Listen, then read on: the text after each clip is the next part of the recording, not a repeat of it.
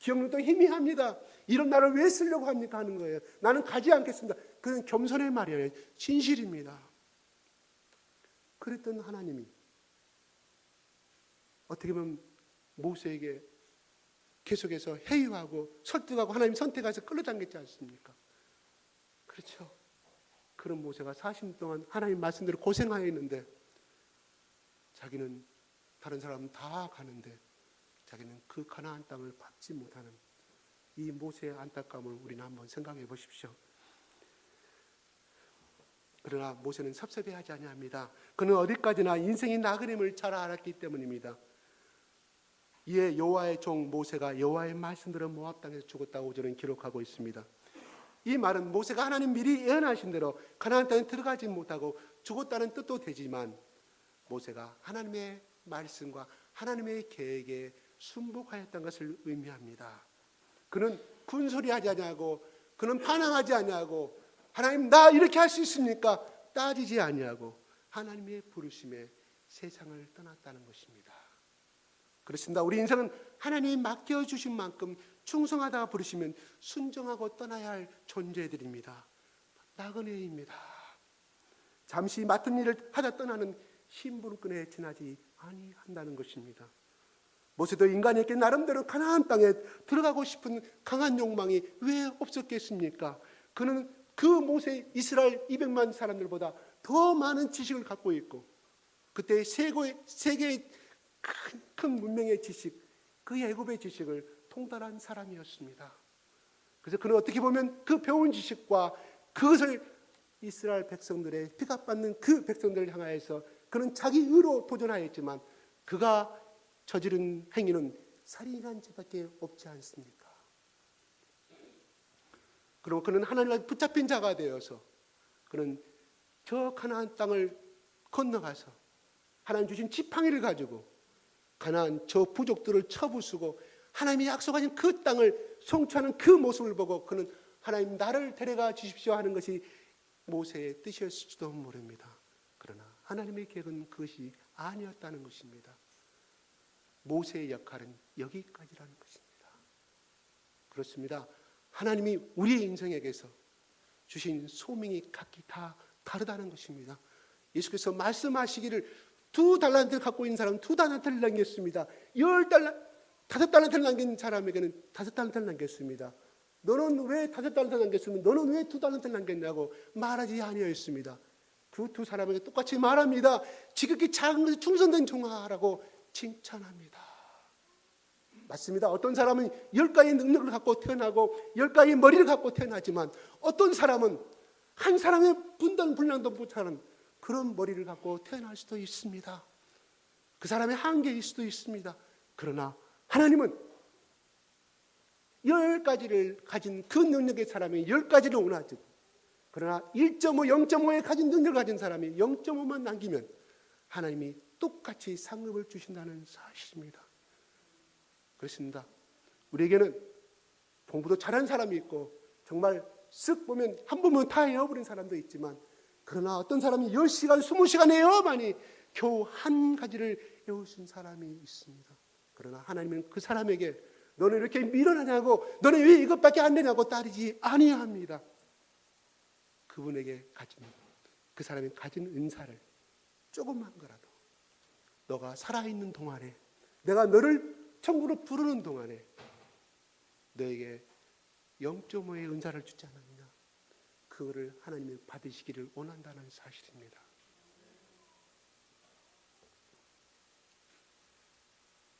우리의 인생을 주인은 어디까지나 하나님이십니다.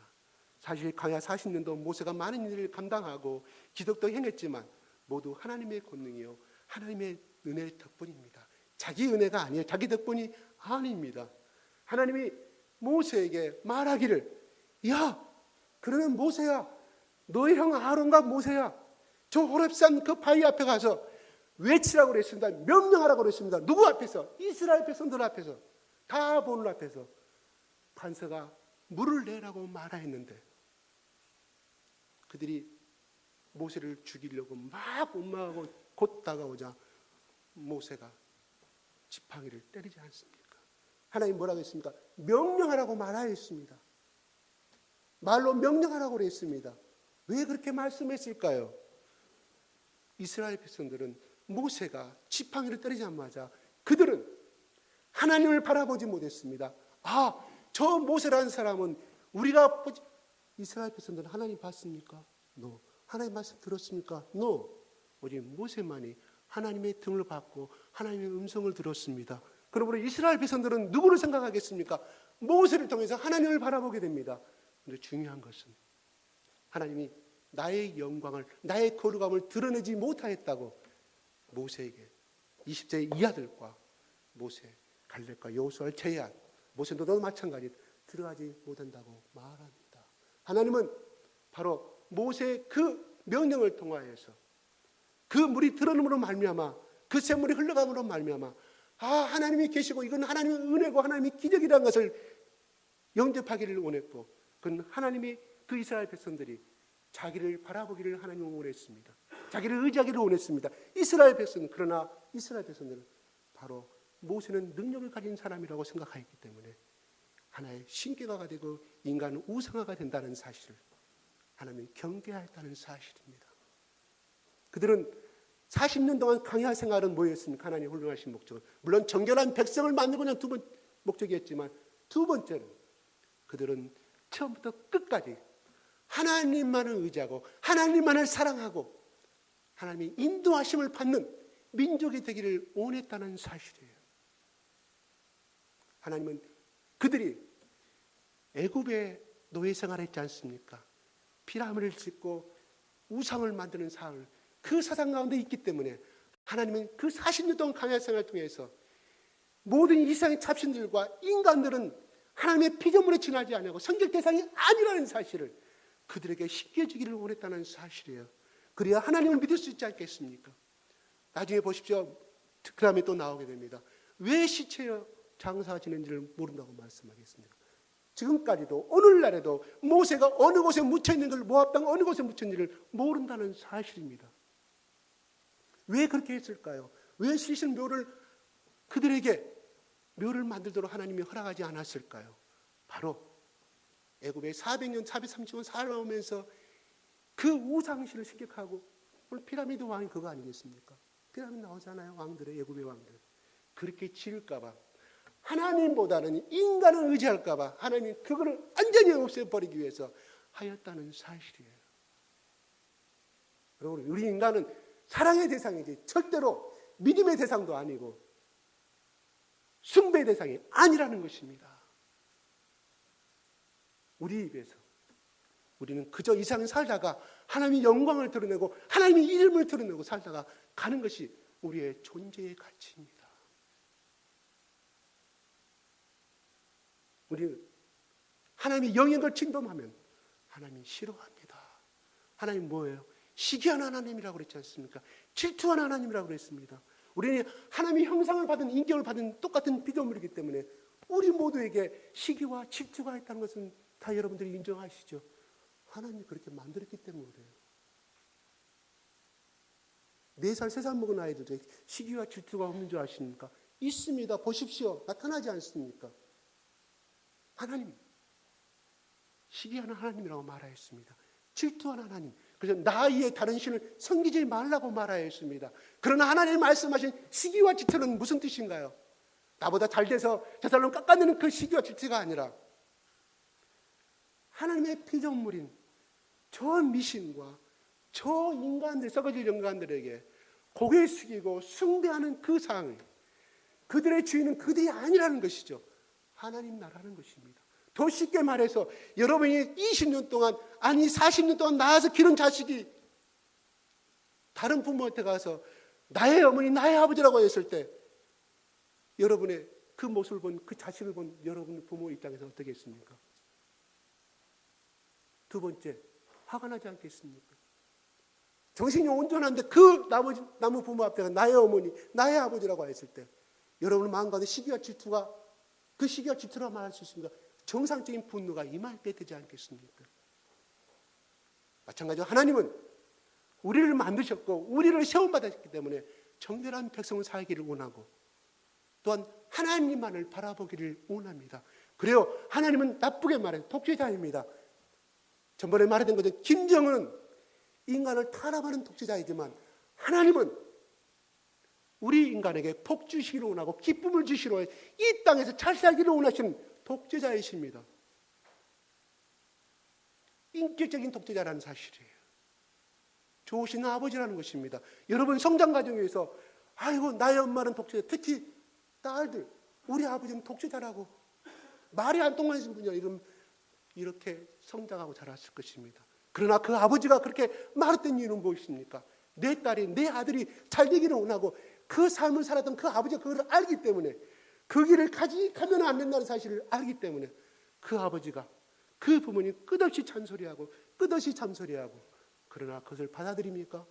나중에 부모가 되어서 받아들여요. 아, 그때는 나의 엄마가 나의 아버지가 이 사이에 안 계실 때 이야기입니다.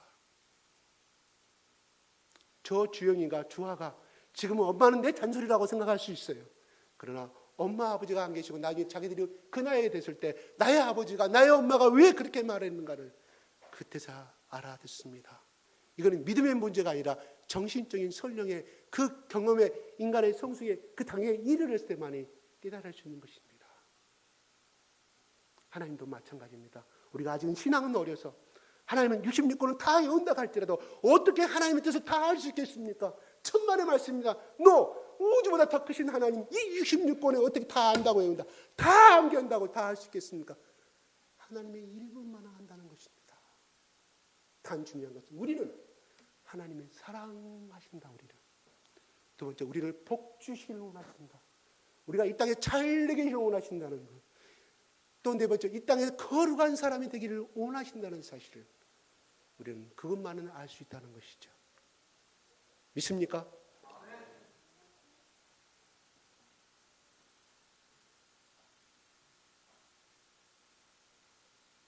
우리는 마치 한 점의 점과 같은 인생을 살아갑니다. 그저 스쳐 지나가는 청직입니다. 나그네요. 그러나 그 점들이 이어져서 선명한 선을 만들어 갑니다. 감사한 것은 우리는 점과 같은 작은 일하고 떠나가지만 하나님은 우리 각각을 기억하시고 합당한 하늘의 영광과 상을 예비해 주신다는 사실입니다. 모세는 이런 사실을 알았기에 이 세상을 미련 없이 떠날 수가 있었습니다. 흔히 세상 떠날 때 발걸음이 떨어지지 않는 이유가 두 가지입니다. 첫째는 죽은 다음에 대한 사후의 세계를 알지 못하기 때문에 불안한 것입니다. 다른 하나는 자신이 떠난 후 가족이나 내 맡겨진 자녀들이 이 세상을 어떻게 살 것인가 염려 때문입니다. 우리는 두 가지 걱정할 필요가 없습니다. 천국이 이미 예비되어 있고 내가 떠난 후에도 내가 하고자 했던 그 일들이 하나님이 남겨진 사람들을 통해서 그 일을 이루어가기 때문이라는 것입니다. 하나님은 항상 그 시대에 그 시간에 그 장소에 맞게끔 하나님의 사람을 예비해 두신다는 것입니다. 내가 아니면 일을 할 수가 없다는 것은 교만입니다. 하나님은 언제든지 보십시오. 사울왕이 하나님께 불순종하니까 어떻게 다윗을 세우지 않습니까? 하나님은 자기 구속의 역사를 이루기 위해서 창세기부터 계획한 그 모든 일을 이루기 위해서 섬세하게 디테일하게 설계하시고 필요한 사람을 곳곳에 예비해 두신다는 것입니다. 인간은 그저 도구에 불과합니다. 하나님 내가 떠나가면 다른 사람을 들어 사용하실 것입니다. 모세는 그런 하나님의 계획을 알았기에 여호수아에게 안수함으로 인계하고 홀가분한 마음으로 천국으로 올라갑니다. 9절 같이 한번 읽어보겠습니다. 시작. 9절. 예, 시작.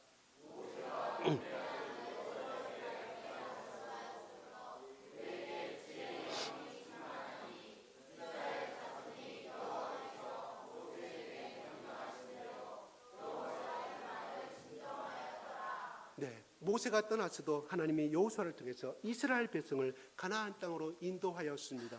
모세와 여호수아는 비교할 수가 없는 존재입니다. 모세는 직접 하나님을 만났던 사람이고 여호수아는 하나님을 만나보지 못한 사람이고 하나님의 말씀을 들어보지 못한 사람입니다. 또한 세상의 지식을 따라서도 여호수아는 무식한 사람입니다. 그런데 하나님은 모세보다 못한 여호수아를 선택하여서 가나안 땅의 정복의 역사를 이루신다는 사실입니다. 왜? 왜 하나님 그렇게 하십니까? 모세나 여호수아는 하나님 앞에 그저 도구일 뿐입니다.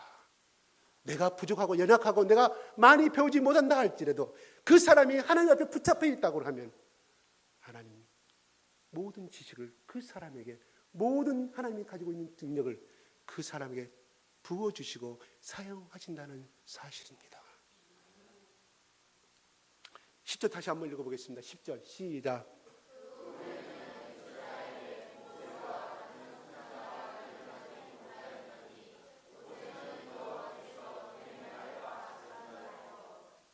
네, 이것은 모세의 생애에 대한 사후의 평가입니다. 살아있을 때는 그 사람의 진정한 평가는 할 수가 없습니다. 권력을 가진 사람이 다 아첨하기 때문에 자기가 최고인지를 알지만, 그러나 그 사람의 텐데미를 알려고 하면 죽은 다음에 세인의 평가가 어떻다는 것을 보면 그 사람이 살아생 전에 어떠한 인생을 살았다는 것을 알 수가 있습니다. 이것은 하나님의 평가입니다. 모세에 대한 하나님의 평가입니다. 그를 가르쳐 우리는 예수님을 예표하는 가장 위대한 선지자라고 우리는 말하고 있습니다. 그래서 마태복음 17장에 예수님과 세 제자들이 올라가서 변화상에서 누구를 만납니까? 엘리야와 모세를 만납니다. 그만큼 모세는 천국에서 중요한 지위를 가지고 천국에서 있다는 사실입니다. 그는 무엇을 의미합니까? 살아생전에 그는 하나님 앞에 철저하게 자기를 없애버리고 하나님의 철저한 도구로 사용을 받았던 사람인 것을 알 수가 있습니다. 그는 가나안 땅을 받지 못하였지만 그보다 더 큰 상급을 하나님께서 예비해 주시고 그를 천국에서 불러서서 하나님이 귀하게 쓰시고 있다는 것을 예수님이 직접 목격했고 예수님의 제자들이 직접 목격하고 있지 않습니까?